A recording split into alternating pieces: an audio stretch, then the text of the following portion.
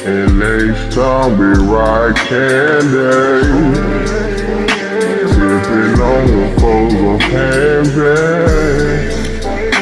Said we on the way of love, doing down the swinging love, man. Keep the block on the lock, you know how we get down. And you know I chunk it rip up on that H-Town. Southwest niggas know how we put it down. It's so swinging bang on that H-Town. Throw your weight up, throw your weight up, throw your weight up. What's up, Poppy Those? I'm back with another story time. But before we get into the story time, make sure you like, subscribe, leave them comments, and ring that notification bell. So, like I said, I think it was Facebook. Probably said it on Twitter too. But if you follow me on either one of those, you know what this story time is about. But for those who strictly follow me on YouTube,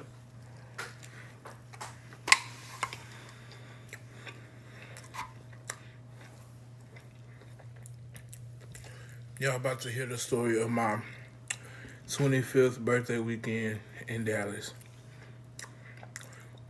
Okay, I know we hate Dallas, especially Houston people, but how did I end up in Dallas? I ended up in Dallas because I wanted to leave Houston, but I was too scared to fly, and my sister and her boyfriend was going to Dallas already, so it was a free ride, you know what I'm saying? So you can't be free, so I went.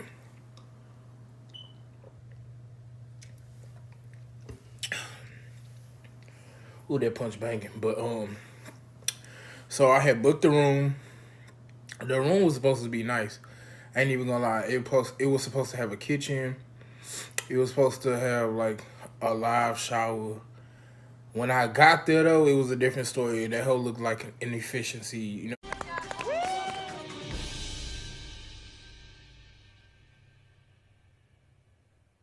Wait a damn minute.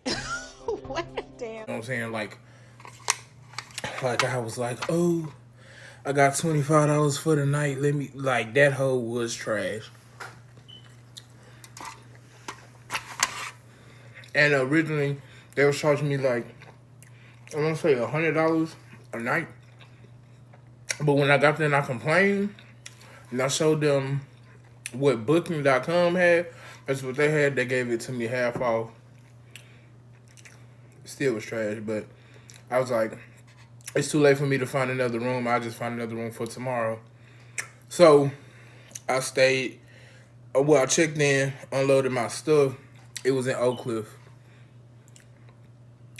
I love the hood. You know what I'm saying? I'd rather be in the, not live there. I'd rather be in the hood though, to have fun, you know what I'm saying? Because the clubs be jumping, the food be good. So I didn't have no problem, you know, being in the hood, but I ain't want my room looking like I was staying in the hood, which it did. Then I came out, like, I want to say, like in the middle of the day, and I'm looking to the left and right, bro. Pimps and hoes, just, I'm like, oh. You do realize that light-skinned hoe is a hoe, right, Granddad? It's one of them. But yeah, so that first day, it was a Saturday I checked in. I linked with a few people that was waiting for me to come down to Dallas that I knew personally from, you know, school and, you know, social media. So, after that, I had went somewhere with my sister and her boyfriend. I forgot where we went. But, I got back around like 10. I think it was like 10. So, I was ready to go to sleep because really the turn up was going to be the next day when I linked with my college friends from TSU. So I was ready to go to sleep, but I had forgot that I had an associate that I met through my ex at the time who was like hey, let's link, smoke something. So I was like, okay. She was cool people to me at that time, and I ain't had no beef. So I was like, all right, cool. Um, so they take it forever to pull up. They finally pull up. It's almost midnight, and I'm really not wanting to go. I'm in my pajamas, you know what I'm saying? I didn't bring no slides. I forgot to bring slides, so I only had like real life tennis shoes and uh whatever like shoes I was gonna wear to step out. So I ain't want to wear no shoes. But before I get the, she came in being messy and nosy and snooping because, like I said, she was my ex's friend, not mine. I just met her through my ex, and we was all cool, you know what I'm saying? And I mean, they wanted to smoke me out, so cool. Um, but she came in looking around, and I'm like, you ain't low. I know what you doing. Game recognized game, Granddad. I recognize game. Your granddaddy recognized game. And then all of a sudden she on the phone with my ex, and I'm like, she know you. She know that you here. You know what I'm saying? I didn't told her. And whatever Inspector Gadget shit you doing, it ain't gonna work. Cause I KIP at all times. So Game recognized game, and you looking kinda unfamiliar right now. you ain't about to find nothing. So boom. They was like, all right, let's go smoke in the car. Boom. I'm like, all right, cool. But I ain't wearing no shoes because I don't feel like full-fledged putting on no tennis shoes. You know what I'm saying? I'm in pajamas. And we just going down to the car. So I went down in my socks. It was like, let's ride around because I don't want to just sit here in this one spot. You know what I'm saying? Looking suspicious. And, you know, just sitting here. So we drove out the parking lot. We hit some dark ass street like it had no lights, and the dummy who was driving hit this like illegal ass turn. I'm like, come on now, we already out here, it's dark as hell, and you want to do some illegal shit.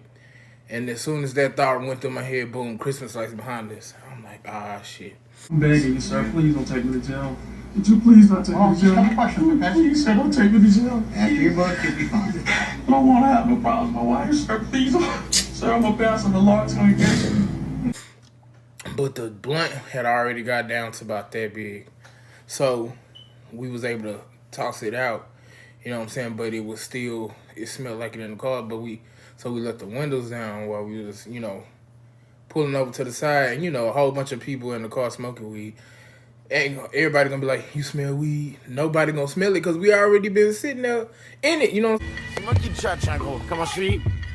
T'es obèse.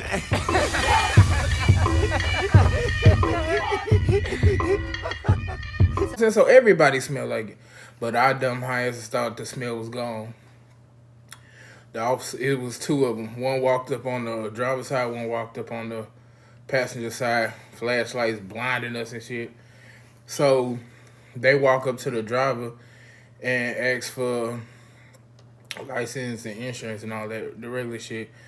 And I thought they was about to ask me, but they didn't. Because I don't know what they be on asking everybody else in the car when I'm not the person driving. Why you need my information, but whatever. So take her stuff, go to the car, I'll come back.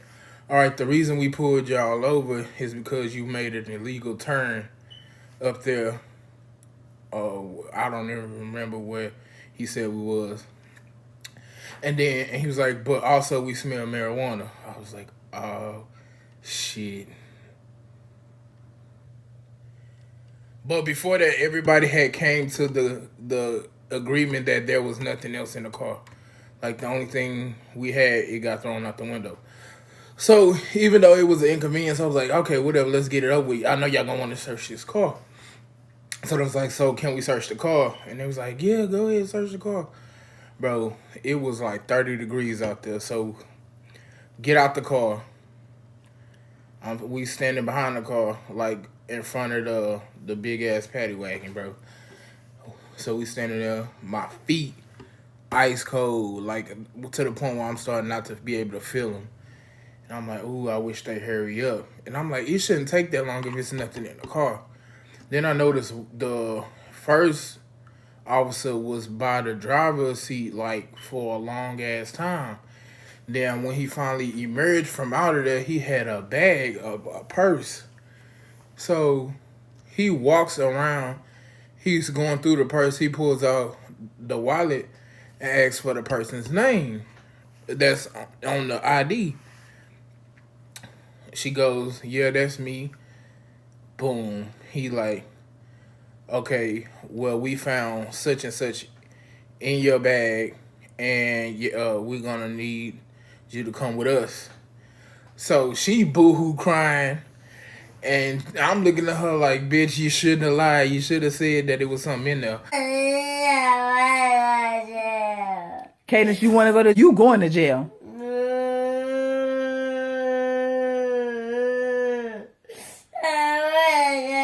Yes, you. You know what I'm saying? Because you could have got all of us in trouble. You know what I'm saying? And I don't even do what they found in there. So I'm like, ooh, you tripping. So I'm like, oh, shit. So at this time, I'm texting my ex like, hey, if I don't call you in 10 minutes, I'm going to jail with so-and-so for so-and-so, and let my mama know, and tell my sister, because she down here too, but she an hour away. So I gave her the whole rundown. She was like, okay, bet. So they basically questioning the person who the bag belonged to, and they tell us, okay, y'all could go. Honestly, the person who was driving should have went too, but that's not for me to call. You know what I'm saying? I'm glad she didn't, because I would have had to walk. No, you good. But anyway, so they said we could go, and I'm glad they let her go because she was the one driving. Otherwise, I would have had to walk probably about 20 minutes in socks, and it's 30 degrees outside, and I already couldn't feel my feet. So I get back to the hotel room. I call my sister. It's like, I want to say 1:30 in the morning, almost 2. And I'm telling her, because I had some green in the hotel room. And by that point, I was nervous, like, dang, is they going to come back? Because I told them where I'm staying at, you know what I'm saying, just in case they think I got more of what she got. So I told her to come pick up what I had and take it with them because I was going to switch rooms in the morning.